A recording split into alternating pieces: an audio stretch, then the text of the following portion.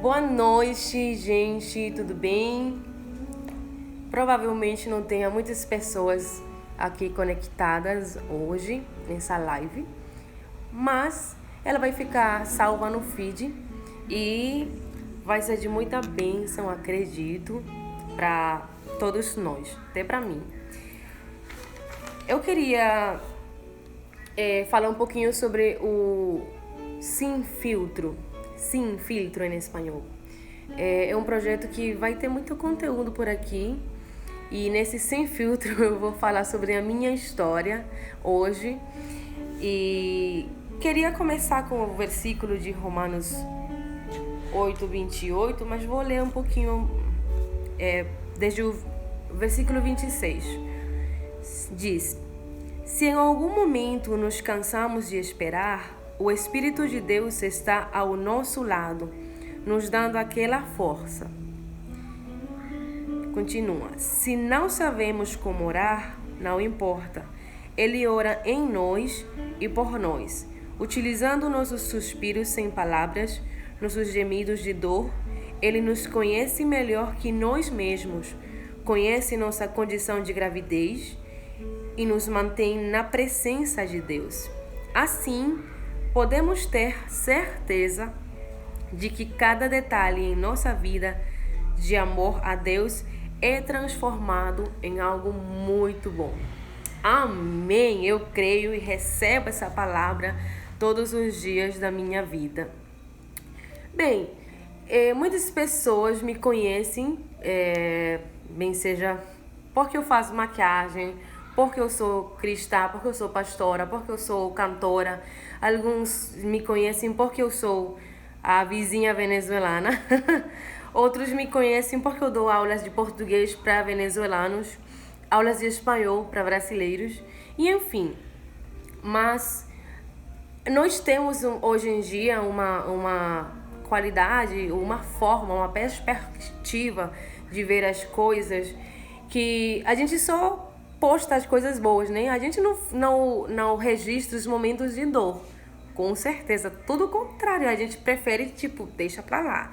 Os momentos de dor, pra mim, quase que nem existiram. A gente bate uma foto lá no shopping, lá num lugar lindo, e quer postar aquela foto no Instagram. Mas as coisas ruins a gente quer deixar de lado. E é por isso que hoje muitas pessoas realmente adoecem mesmo por questões de seguir pessoas que têm uma vida perfeita, mas que na real não é perfeita.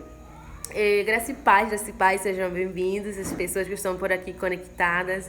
Elane, Su, Pastora Su, meu esposo, Karina, muito obrigada por estarem presentes. Então, desde essa perspectiva, nós vemos assim tudo de bom, tudo legal. As pessoas viajando, as pessoas curtindo da vida, as pessoas, enfim, nas fases mais legais, nas fases boas das suas vidas. Na verdade, então, muita gente não conhece da minha história, só os de perto que conhecem realmente. E eu vou começar a contar. Desde o tempo da minha puberdade, que eu comecei, menstruar e tal, eu era muito criança, mas quando passaram alguns anos, eu já tinha 13 para 14 anos, eu comecei a ter muita cólica, gente, mas muita cólica em cada menstruação. E eu acho que demorei demais para contar essa história, porque é algo muito íntimo, muito pessoal, né? Mas aconteceu que eu comecei a frequentar o ginecologista com minha mãe e tal. E ele disse, realmente tem uns cistos por aqui e acho que deve ser tratados e tal. Foi tratado, mas depois, mesmo sendo tratado, parece como se não diminuiu, não aconteceu nada, realmente piorou. Aí ele falou pra minha mãe, eu lembro que a gente estava nos preparativos da minha festa de debutante e tal, e muito empolgada. Eu fiz o meu design do vestido, a mamãe que fez o vestido, que ela é profissional nisso, em costura, E foi assim super top, toda a empolgação da preparação. Porém, eu estava frequentando o médico, né? E eu me lembro que eu fiz alguns exames e ele ligou para minha mãe. Aí ele falou: minha senhora, eu acho que vamos ter que fazer uma cirurgia para ela. E se for amanhã, tudo bem. A minha mãe ficou assim meio: mas doutor, como assim que amanhã? Como assim que tão rápido, né? A gente tá fazendo os preparativos da festa dela e tal. Aí ele falou: não, senhora, se é necessário fazer essa cirurgia e tirar tudo, eu vou tirar tudo. Gente, a minha mãe ficou muito abalada. A minha mãe ficou assim, chorou demais. Foi muito forte pra ela essa notícia desse jeito. Pra mim, nem falar, né? Eu fiquei nervosa, mas também era uma decisão muito pessoal da família. Nossa. Nesse tempo, eu me lembro que eu estava fazendo os ensaios e tal da festa pra ter aquela dança top, né? De debutante. E a minha mãe sempre ela foi pra questão natural. Ela sempre procurou, não, se o químico não faz sentido, então vamos pro natural. Aí ela procurou. Ela me botava pra tomar água em jejum.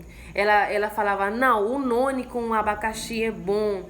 Só sei que eu tomei muita coisa ruim, pra gostos e gostos, né? Muita coisa ruim que faz, sim, algum efeito em cistos e essas coisas.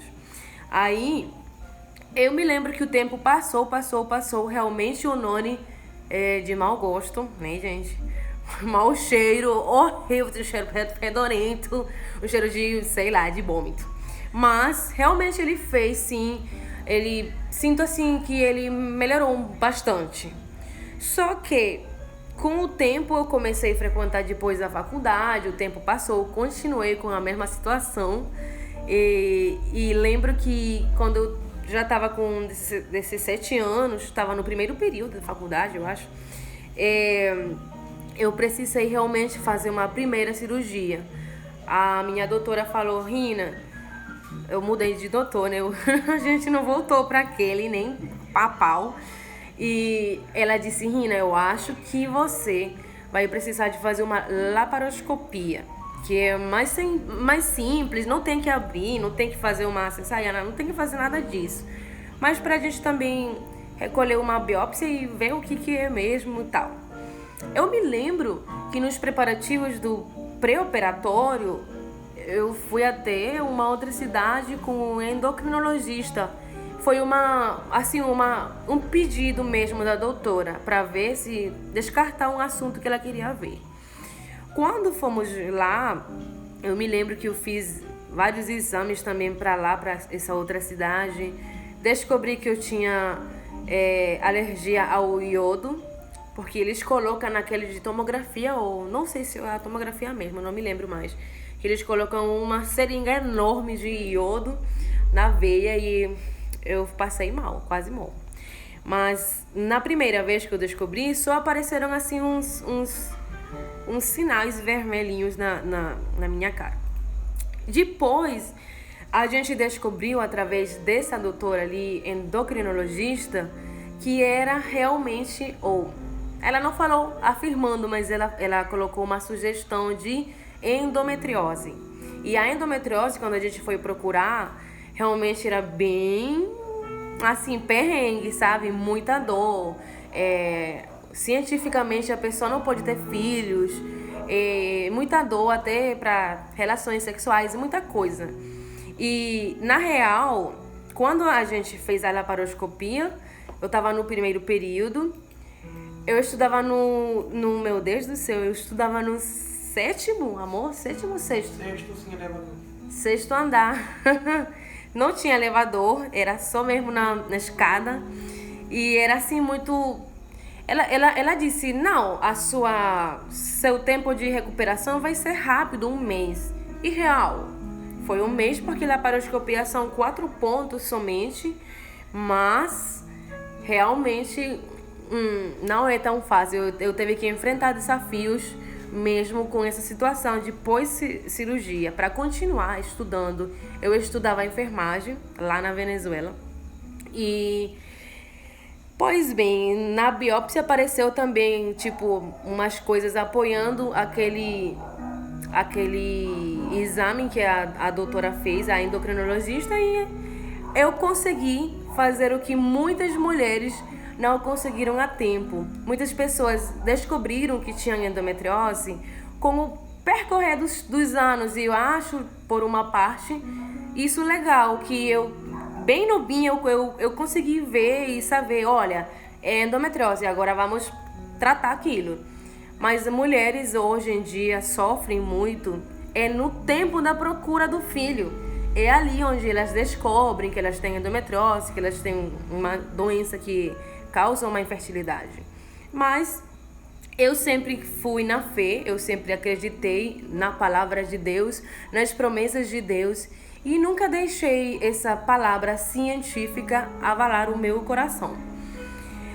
Pois bem, a crise de dor, ou as crises de dor. Gente do céu, eu estudava na faculdade, né? Eu sempre fiz muitos esportes, eu fiz natação, eu fiz atletismo, eu fiz judô. E até que por um lado é bom fazer exercícios quando você tem uma doença desse jeito. Diz que diminui, né, a dor. Mas eu lembro que cada mês era o perrengue, sabe? Eu me lembro que todos os meus vizinhos tinham que saber que eu tava menstruando. Tipo, era tão forte a minha cólica. Eu puxava meu cabelo, eu batia assim as paredes, gritando de dor. Eu sentia uma vontade assim de pegar uma faca, me esfaquear tudinha. De tanta dor, eu sentia que alguma coisa ia arrancar meu útero. E no final, resumindo a história, sempre acabava indo pro hospital, pra clínica, pra receber uma injeção de calmante, né, pra aquela dor parar. Sempre, todo mês, por muitos e muitos anos. E depois de tanta coisa, né, eu me lembro que teve uma crise sobre a realidade mesmo da doença, da patologia. E eu me lembro que já para os tempos que eu conheci meu esposo, no tempo de namoro, ele pediu em casamento. Nesse tempo eu disse, caramba, eu vou casar. Como é que vai ser? Eu nunca tive uma vida ativa. Vou falar com a minha doutora, né? Eu fui com ela, eu tava na faculdade, porém, muito ocupada na faculdade. E eu deixei um pouco de frequentar no médico, realmente. Mas porque faculdade já é outro caminho, não é a mesma coisa do que a série, né? No ensino médio. Então, eu fui lá pela primeira vez sozinha, não fui mais com minha mãe, eu já tinha maioria de idade, porém eu fui só. Eu me lembro que eu fui na faculdade, que era perto, lá no hospital. Eu estudava dentro do hospital praticamente, mas a clínica onde eu fui era perto, assim, eu fui na faculdade, eu vi uma matéria, me lembro, fui na clínica, me atendi com ela e voltei só que eu voltei com outro semblante. Quando eu fui lá com ela, eu me lembro que ela falou assim, bora fazer aqui a ultrassom. E ela fez lá, ela disse, eu não acredito, tem outro cisto e esse tem 5 centímetros. Aí eu já estava acostumada nos centímetros, porque não, era normal ter esses cistos mais ou menos grandes. Aí ela falou, gritando, brigando, assim, muito de mau gosto. Eu não entendo por que você deixou de vir pra cá. Você não sabe que isso é como se fosse uma espinha no rosto? Ele sai sempre, você pode morrer. Ela falou bem assim, desse jeito bem grosso, assim, você pode morrer. E eu disse, gente, a primeira vez que eu veio, parece que o capeta entrou nessa mulher. E, na real, acho que era, pra avalar o meu emocional, né? Eu fui na faculdade, eu subi aqueles benditos de 6 andares chorando. Eu subi lá no último e me lembro que a minha professora falou assim, Rina, ela me abraçou e disse, o que foi? Eu contei tudo pra ela, expliquei. E ela disse, minha filha, Eu vou te contar um segredo. Eu não posso ter filhos, mas eu vou te dar um conselho. Faça o seguinte, tem muita coisa hoje de medicina artificial. Você pode guardar os seus óvulos. Eu sei que você não vai querer ter filhos agora, mas você pode guardar seus óvulos, mandar congelar. Depois você pode ter filhos. E se não, tira tudo. Você pode fazer uma adopção de filho. E, sabe, eu fiquei assim meio... Poxa, que palavra tão alentadora. E eu me lembro que ela me deu muitas palavras. Ela não é crente, mas nesse momento foi a pessoa que eu teve para enfrentar aquele momento de dor. E me lembro que eu sumia, eu não fui mais nunca para aquela médica, né? Nem a pau, eu disse não. Ela me tratou muito mal, ela me distratou, na verdade, falou muito feio. Eu não vou querer mais estar com aquela médica. Eu só sei que chegou o tempo do casamento e eu disse, gente, eu vou ter que dar um jeito de comprar algum anticoncepcional. Eu também, né, pensando, sim, não pensando na questão de doença que é incurável, que produz infertilidade. Eu pensava logo, eu tô estudando. A gente casou quando eu tava indo pro 5º período. Faculdade já quase para se formar de técnico e no meio da loucura, no meio de estágio, entrando no hospital, assistindo parto natural, assistindo cesárea, tudo. Eu tava já no ponto. E me lembro que nosso casamento foi no ano 2015, setembro. Só sei que o dia antes a gente correu pra comprar um anticoncepcional. Só que naquele ano, nesse tempo, a Venezuela já estava muito ruim. A crise da Venezuela já era muito feia. Quer dizer, não tinha anticoncepcional. Nós corremos para todo canto. A gente rodou toda a cidade procurando medicamento de anticoncepcional. Até que no final da noite achamos um. A gente achou, não me lembro o nome, mas um qualquer, sabe? O que tinha. E eu comecei a tomar. Eu casei. Nós descobrimos na mesma lua de mel que era bem difícil para mim e que eu tinha alguma coisa a mais do que eu pensava que tinha. E só sei que depois de 3 meses de anticoncepcional, quer dizer, depois de 3 meses de casada, novinha, eu comecei a ter cólicas diabólicas, sabe? Cólicas terríveis, cólicas que pareciam que alguma coisa ia arrancar meu útero em sangue fria. E me lembro que, até me lembro do dia, foi dia 27 de novembro, é o dia da minha cidade. Eu lembro que esse dia eu teve uma cólica dos infernos, real, muito forte. Nós demos um jeito para ir para a clínica para fazer o mesmo processo de todo o tempo. Eles colocaram um calmante. Não tinha nem táxi, nem ônibus, não tinha nada. Só sei que Deus, pela sua graça e misericórdia, colocou um taxista perto que nos levou. E como já era tempo de final de ano, então os médicos geralmente para agendar, não, eles já estão lotados nesse tempo, só vai para lá para janeiro. Lembro-me que dia 3, 4, muito assim, começando o ano, a gente foi lá na cidade do meu esposo. A minha sogra deu uma recomendação de um médico da família muito bom e fui a minha mãe, meu esposo, eu para a cidade onde iríamos fazer um exame, um atendimento com um médico novo e tal, para ver o que estava acontecendo ali comigo.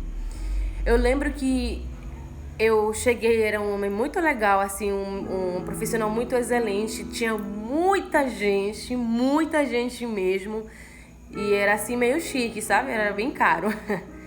Só sei que quando foi a minha vez, ele fez a ultrassom e ele disse: opa, tem alguma coisa que eu quero comunicar com você.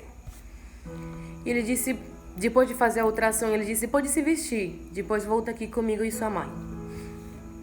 E ele disse, minha filha, você precisa parar tudo e cuidar da sua saúde. Quando ele falou em parar tudo, é porque a gente estava conversando que no meio da ultrassom ele ficava batendo papo e ele dizia, vocês casaram e tal. E a lua de mel, como foi, não sei o quê. E a gente ainda falando, ainda a gente quer ir para o Brasil, para conhecer o Brasil.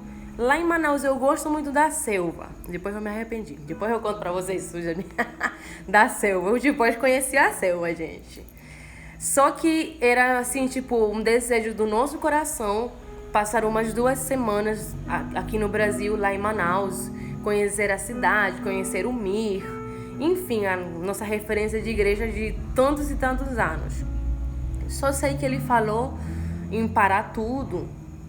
E é porque ele já sabia que eu era cantora, que eu estava na igreja, que estava na faculdade, que eu ensinava dança, que eu ensinava canto, que eu fazia um monte de coisa e precisava parar. E quando ele disse em parar, era para fazer uma segunda cirurgia. Uma cirurgia que custou minha vida praticamente. Custou os meus sonhos. Eu me lembro que eu me aferrei, assim, me apeguei mais de Deus, porque eu sempre disse, tudo que Deus coloca nas nossas vidas tem um propósito. Todas as situações que Deus nos dá tem um propósito. E a minha mãe, ela sempre, muito guerreira na oração, ela sempre disse, Deus sempre vai dar as maiores guerras para os seus melhores lutadores, para os seus melhores guerreiros. E essas provas, realmente, eu tenho certeza que Deus quer lapidar nosso coração, nosso caráter. Ele quer forjar nossa fé. E fomos na fé mesmo. A gente foi na fé. Eu me lembro que eu fui aquele dia e eu saí, tipo, pior, sabe? Eu fui 3, 4 de janeiro e eu saí com uma dor que nunca mais cessou. Todos os dias era dor. A partir desse momento, eu tinha muita dor mesmo, todos os dias. É como se eles mexem em alguma coisa, né? Depois de fazer tantos exames e parece que toca no lugar errado ou no lugar que tá doendo e fica pior, sabe? Inflama, fica meio ferido ou alguma coisa assim. Pra vocês terem uma referência, né? De que quando mexem assim, parece que piora. Eu me lembro que ele falou, olha, o cisto são 3 ou 4, mas tem um bem grande, que é quase um tumor, que tem 13 centímetros. Eu imaginei que era aquele de 5, né? Que a doutora tinha falado. E tem um de 8, um de 4, um de 2. Eu era muito mais magra do que hoje em dia, com certeza. Porém, eu ficava assim, meu Deus, onde que estão esses cistos tão grandes? Tudo isso. E o quadro que eu tinha, vamos dizer, quadro clínico, né? Era de dor constante, aguda, todo o tempo. Eu já em certo tempo praticamente me acostumei com a dor.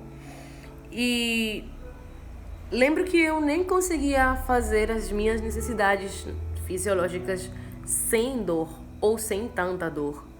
Eu não aguentava assim de fazer xixi, algo tão simples.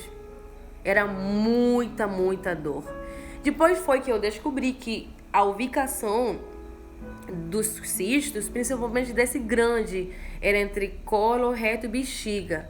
E essa ubicação era muito ruim mesmo. Então, obviamente que a dor, né, gente, era terrível. Eu me lembro que eu ia pra igreja com um travesseirinho, pra sentar. Eu parecia uma velhinha. Eu parecia uma velhinha de 20 e poucos anos e muito doente. Parecia que do nada eu casei e adoeci. Parecia que em lugar de desfrutar do novo tempo, da nova fase da minha vida, eu entrei em uma fase sombria, sabe? Escura, de muita dor. Só uma coisa me deixava claro: que Deus é muito bom, que Deus é sobrenatural. E era que eu nunca deixei de louvar na casa de Deus. E sempre que eu ia para a casa de Deus para louvar, no altar do Senhor, toda dor cessava. Não tinha mais dor.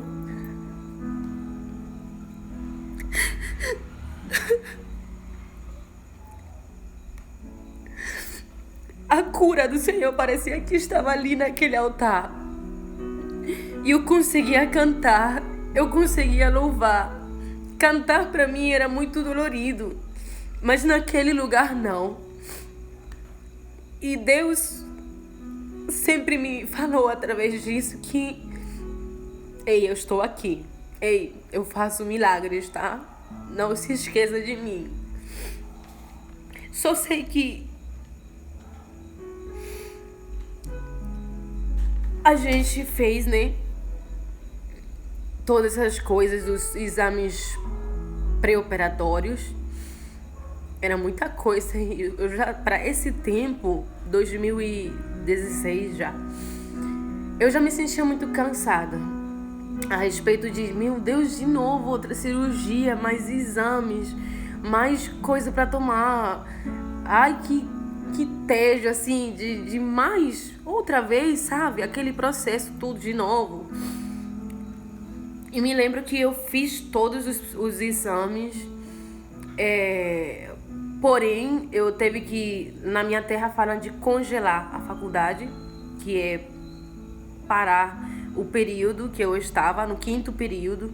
Estava no meio, assim, de coisa para fazer no hospital. Eu já injetava os pacientes no hospital, fazia tudo já, quase como quem trabalha.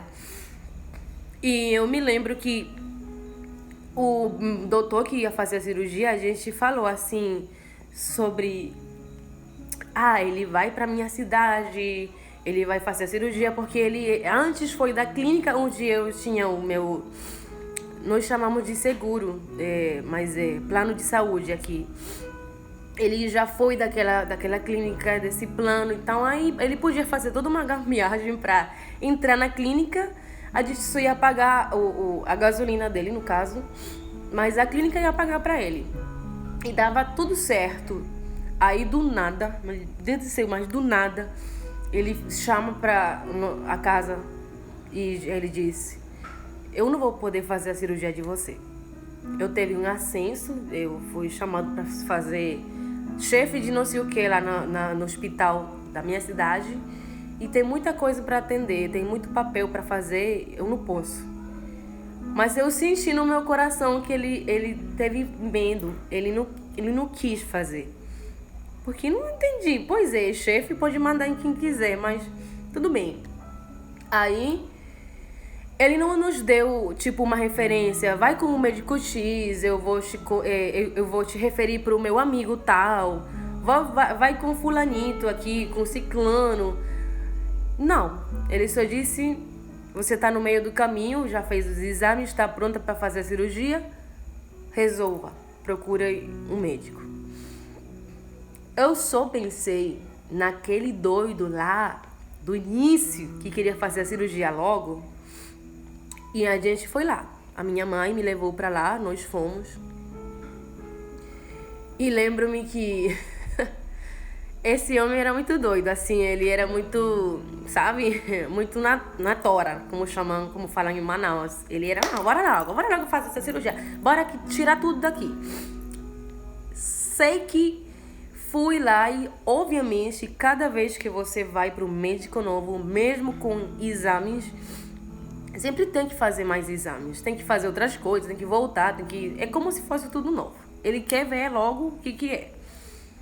Eu fiz uma tomografia e eu me lembro que a imagem era muito redonda, daquele cisto grande. Ele era do tamanho que de uma manga, mais ou menos, de uma, não sei, uma pitaia.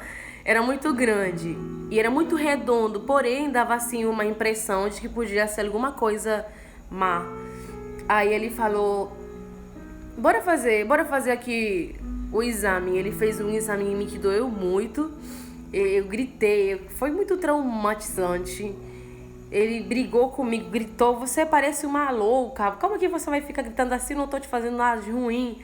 Foi muito traumatizante mesmo, assim, muito marcante.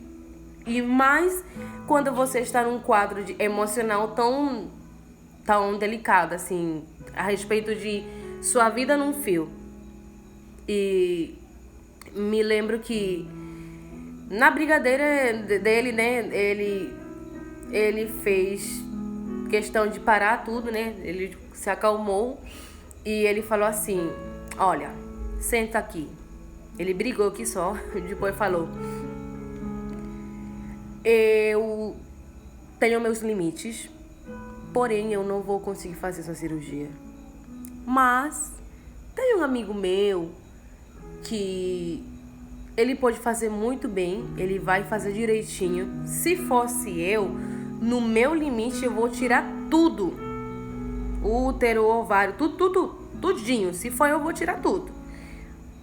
Mas vou repetir, eu tenho meus limites.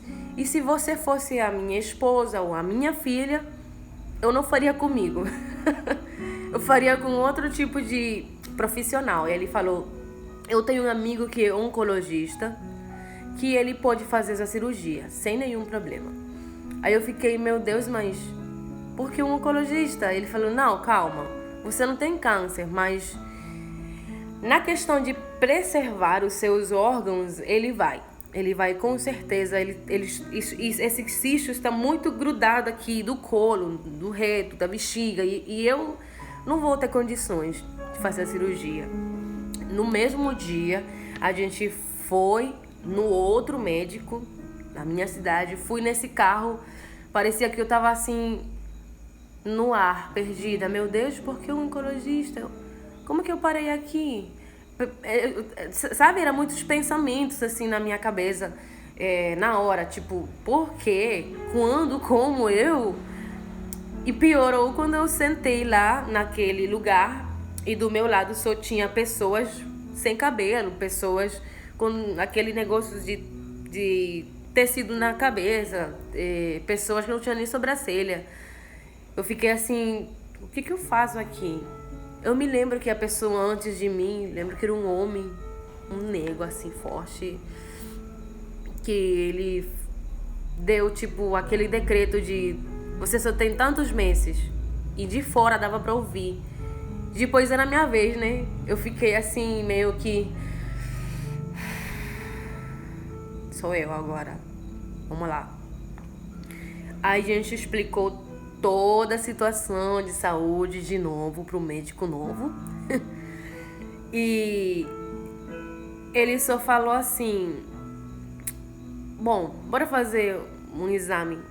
Só que lá na Venezuela, geralmente os ginecologistas, no caso, eles mesmos têm as máquinas para fazer ultrassom, todinhas.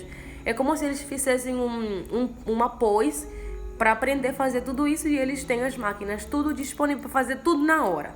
Eles não precisam como aqui, que tem que ir no médico, depois ele vai fazer um pedido de ultrassom, você vai, faz o ultrassom e volta para ele. Não, vai tudo na vez. Só que nesse aí ele falou para fazer o exame, eu fiquei assim: mas aqui não tem nada. Aqui só tem a maca, tem essa cortina aqui. Bora lá. Eu fui, troquei de roupa, né? E, gente, eu fiz o meu primeiro preventivo com um oncologista. Foi muito dolorido.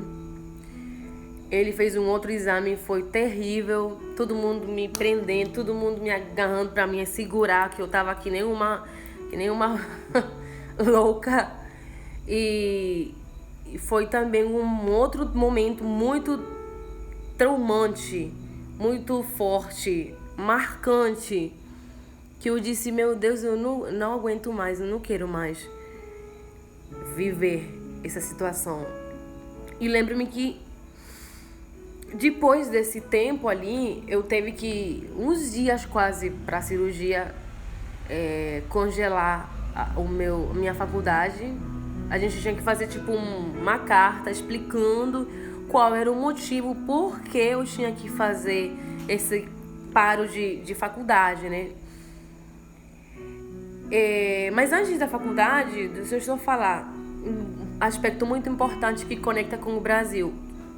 Depois desses exames todos doidos que aquele homem passou a mão na minha cabeça, tipo, eu sei o que é, mas eu não posso fazer outra coisa, só procurar qual é o assunto que eu tenho que tratar para te ajudar.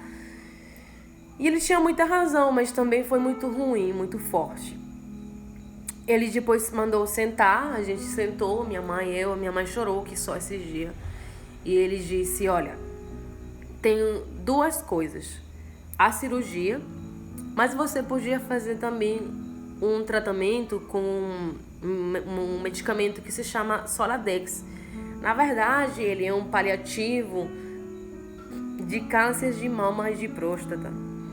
Eu já fiquei, meu Deus, mas peraí, eu só vim porque ele podia fazer cirurgia, mas não porque, sabe, toda aquela questão. Aí ele disse, calma, não é que você tenha câncer, mas ele vai lhe ajudar e tal. Resumindo, esse tratamento iria produzir em mim uma menopausia prematura, porém ia deixar muitas sequelas, por exemplo, ter que tomar remédio para os ossos, cálcio, ferro, ia deixar muita sequela. Fora isso, a batalha titânica de encontrar esse remédio na Venezuela, né? No tempo da cirurgia e após cirurgia, procuramos e nunca deu certo. Bem, quando eu fui para a faculdade para entregar aquela minha carta de quase que de renúncia da faculdade, eita que foi difícil. Eu tava com muita dor. Parece que em 3 meses eu só mancava, assim, eu não conseguia andar direito, eu ia sempre com meu travesseiro. E entreguei aquela carta com as lágrimas até o chão. Porque eu pensei, meu Deus, tanto tempo. E sabe, eu sentia que era realmente o final daquela minha carreira, que era até ali, que eu sentia que não ia voltar mais para estudar essa faculdade. Eu sentia no meu espírito. Foi muito doloroso, assim, muito dolorido deixar esse período, parar com tudo, na verdade, parar tudo que eu estava fazendo, todos os meus projetos, meus planos. Mas como eu li no início, e é na versão mais conhecida, que todas as coisas cooperam para o bem daqueles que amam a Deus. Eu sempre fixava nessa palavra e no que Deus já tinha falado para mim, através de profetas, pessoas, através do meu espírito. Quando eu estava nesses preparativos da cirurgia, então a Venezuela estava bem ruim, bem mais ruim do que já quando eu casei. E tipo, a clínica deu um valor do custo da cirurgia e do nada surtou e foi o dobro. Tipo, era 70 mil bolívares, eu acho que no momento me lembro, e era muita grana. E depois falaram que era 140 mil. Assim, bum! O dobro. E para a situação da Venezuela, né, esses 70 mil a mais, a gente tinha que procurar e era bem difícil, depois de fazer tanto exame, gastar tanto dinheiro em coisa. Enfim, eu teve que fazer o que eu nunca fiz na minha vida, eu mesma fiz. Eu postei uma foto no Facebook contando a minha história, né, e a cirurgia que eu precisava fazer e pedindo quem pudesse ajudar No início a minha mãe não gostou, mas eu tava também numa situação de saúde muito desesperadora, né? De dor e de parar com tudo na minha vida. Eu queria era logo fazer a cirurgia e continuar com o que eu tinha pela frente, tão nova, tão jovem. Graças a Deus, pessoas daqui, inclusive do Brasil, não me lembro que outro país, mas teve outro país também. Mas pessoas daqui ajudaram, me abençoaram com o valor. E dou glória a Deus e graças a Deus por esses anjos que Ele colocou tipo anjos na terra, né? Que Ele colocou na minha vida. Eu fiz a cirurgia, foi uma coisa doida. Eu me lembro que o médico, quando chegou antes de fazer a cirurgia, o Ian conta que ele falou assim: bom, vocês são crentes, né? Por favor, orem. Orem por essa cirurgia. Aí ele entrou e começou com o procedimento. Não me lembro se foi dessa vez ou da segunda vez que parece que a luz foi embora. Acho que foi dessa vez que eu fiquei muito arriada. Meu rosto ficou terrível com a anestesia. Eu fui anestesiada várias vezes, no caso, porque a maquinária parou toda, né? Eles tinham que fazer de novo. E lembro-me que, graças a Deus, das 2 cirurgias, eu teve sempre a bênção de achar uma pessoa que consiga fazer anestesia raquídea. Porque eu canto e eu digo, não, eu não quero estragar minha voz, eu não quero meu instrumento para Deus que fique, sabe, obsoleto, que não preste mais. Geralmente muitas pessoas colocam a tubulação para anestesia e danifica as suas pregas vocais. Então, teve a bênção, até nesses mínimos detalhes da parte de Deus. E sempre vi Deus no processo do caminho. Então, a decisão do médico depois da cirurgia com o bendito medicamento Soladex. Era uma injeção eu lembro que a ponta era como essa caneta e ia diretamente no ventre. Graças a Deus, sempre digo, nunca encontrei.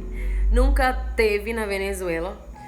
Era tão esquisitão ele que tinha que ir com uma caixa de isopor com gelo e tal. Tipo aquelas químio mesmo, sabe? Era bem esquisitão. Nunca achei, nunca chegou, nem por meio da parte do governo e tal. Nunca. Porém, apareceu uma pessoa aqui no Brasil que podia me ajudar no hospital. Porque uma delas era 6 injeções, o tratamento. Uma delas é um custo aproximado de R$1.200, só uma, e era 6. E ela podia me ajudar a achar no hospital, gratuitamente, através do SUS e tal, tudo aquilo.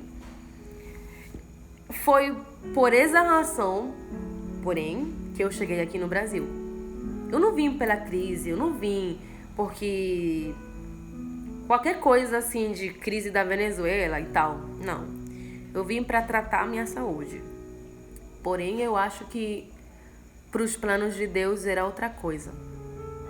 Eu acho que se fosse pela minha vontade, eu não iria sair da minha terra. Nunca.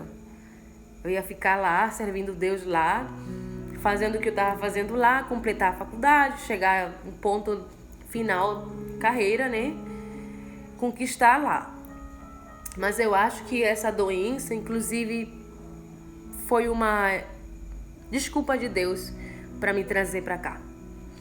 E tenho total certeza que sim, porque desde o primeiro momento que eu pisei essa nação, as dores que eu tinha ainda depois da cirurgia, em cada menstruação, foram durante 3 meses, progressivamente diminuindo.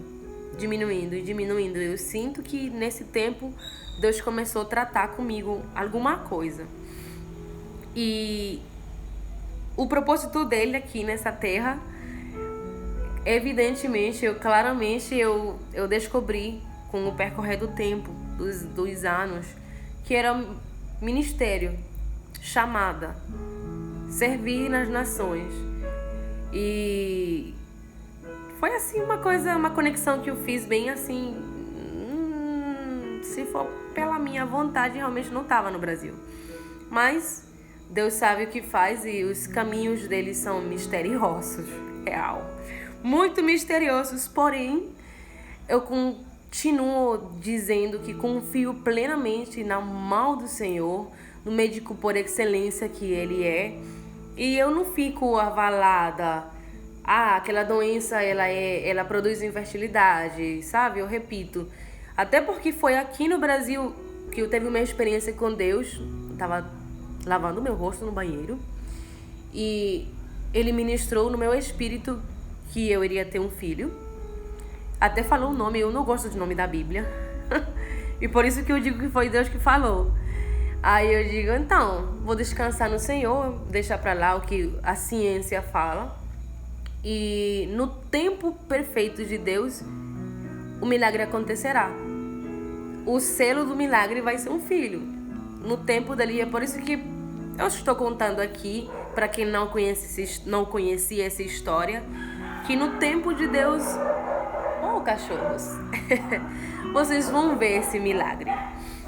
Mas eu já tenho vivenciado muitos milagres dentro do processo milagre. Acredite. Realmente, Deus colocou muitas pessoas na minha vida nesse processo, nesses anos. Já são quase... vão fazer 5 anos que eu estou morando no Brasil. E o dia 12 de junho. E eu cheguei no ano 2016, recém-casada, com o Ian, meu esposo. O primeiro ano nosso não foi tão legal quanto as pessoas pensam de meu. Foi bem nos tempos bons e ruins, nas boas e nas más, como falam na hora da cerimônia. E foi bem no tempo ruim mesmo. Eu acho que Deus queria forjar alguma coisa em nós nessa fase da nossa vida. Agradeço a Deus pelas pessoas, né, que colocou no caminho, os anjos, cada pessoa que até agora Deus colocou aqui no Brasil, onde eu me sentia tão só, onde eu me sentia, meu Deus, não tem minha mãe para essa caminhada, não tenho minha mãe para enfrentar essa guerra aqui. Mas Deus colocou sempre pessoas para me acompanhar de degrau em degrau. Eu sou muito grata a Deus por isso. Porque não tem coisa mais ruim do que passar por momentos difíceis longe da família. Mas Deus, que é tão bom e é tão misericordioso, Ele faz do jeito que Ele quer, né, gente? Ele faz do jeito dele, a sua vontade. E de uma forma assim muito espetacular, eu agradeço a Deus por cada pessoa que me acompanhou até agora nesse processo. Repito, não tem coisa mais difícil do que viver crise de saúde longe da família. Mas Deus providenciou família aqui. E louvo a Deus por isso. Então, a minha fé sobre a cura. Tem uma coisa que Deus sempre fez, principalmente quando eu estava pior assim de saúde. E é que em algumas ocasiões, através da minha própria vida, o Senhor liberou palavras de cura para pessoas no meio do louvor onde eu estava ministrando. E essas pessoas receberam cura. Essas pessoas foram tocadas por Deus, não por mim. Aí uma vez eu disse, Deus, então sim, através de mim, pessoas podem ser abençoadas através da tua palavra. Por que eu oro tanto e não acontece a mesma coisa? Mas isso foi assim, importante na minha vida para eu entender que o processo que Deus quer comigo é diferente. E que eu vou ver, sim, a minha cura total. Porque Ele não é um Deus que faz as coisas pela metade, mas Ele é um Deus que faz as coisas completas. Ele faz a boa obra completa. E eu creio e tenho fé em Deus, que eu sou que nem o Paulo, né? Com aquele negócio. Em espanhol se chama el aguijón en la carne. Não sei em português, não me lembro. Mas eu creio que eu sou igual a ele. E sei que essa doença, de alguma forma ou outra, me faz reconhecer quem é Deus, não por o que Ele é capaz de fazer, mas pelo que Ele é. Que Ele é misericordioso, grande, poderoso e mais atributos que Ele tem. E Deus, se Ele falar sim, Ele é Deus. Se Ele falar não, Ele é Deus. E qualquer coisa, qualquer resposta que vier dele, Ele vai continuar sendo Deus. Nós que vamos ser qualquer coisa, né? Nós que somos humanos errantes, mas Deus é Deus. E tenho certeza que através desse testemunho, você, de alguma forma ou outra, foi abençoado. Eu sei que algum dia eu vou escrever esse livro, porque tem um librão para escrever, gente, desse processo. Mas também sei que vou aparecer algum dia com um filho nos braços, no tempo que Deus permitir. Eu não fico agoniada, tem gente que fica cutucando o Ian e eu. Quando que vocês vão ter filho? Quando que vocês vão ter filho? Parece que a pessoa é meio, sabe, inconveniente. Mas eu sei que as pessoas querem nos ver completos e felizes. E nós não estamos tristes, mas continuamos confiando na palavra que Deus deu, no poder de Deus e principalmente a cada dia mais perto de Deus. Se você tiver alguma situação de saúde, alguma doença, e os anos passam que nem eu, mais de 12 anos já, eu tenho certeza que Deus quer ministrar alguma coisa muito especial a ti, diretamente. E que através dessa situação você pode sim ser muito abençoado. Em que sentido?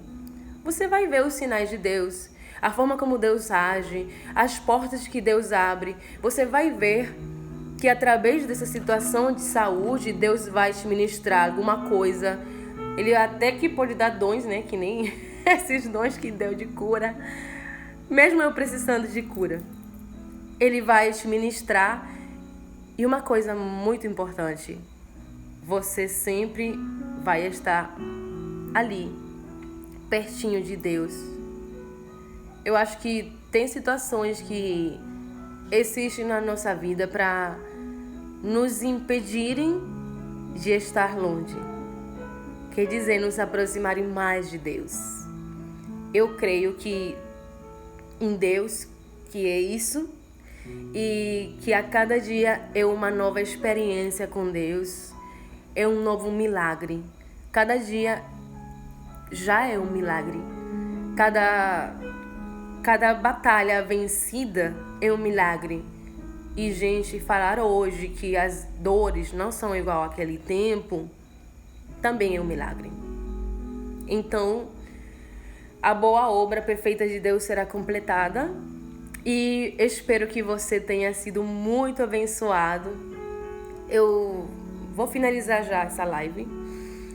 Vou fazer uma oração, mas quero lhe falar uma coisa. Se essa live deixou alguma mensagem para ti, pode deixar nos comentários. Quando eu vou deixar salva essa live. Ou se for algo muito pessoal, pode escrever no meu PV, que a gente conversa, bate um papo ali legal. Mas eu vou orar por você que está ali conectado ainda agora, que segurou até agora todo esse tempão. E é isso, gente. Esse é meu testemunho de vida, um testemunho de... não de aguentar dor, mas de ver milagres no meio da dor e das crises. Ver a mão de Deus, ouvir a voz de Deus e ver o agir de Deus de uma forma diferente.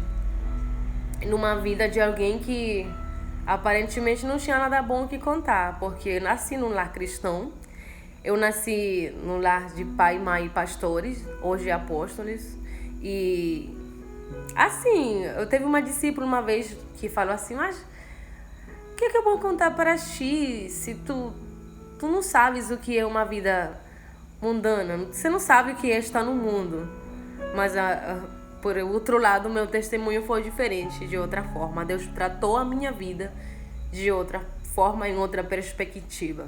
Vamos orar? Feche seus olhos aí onde você está e agradeça a Deus por esse tempo. Pai, Deus Todo-Poderoso, muito obrigado por essa live que edificou vidas e me auto-edificou. Muito obrigado, Senhor, porque o Senhor é bom, porque o Senhor continua sendo fiel e sempre será fiel. Obrigada, Deus, pela sua mão poderosa que sempre tem nos sustentado em cada fase, em cada momento.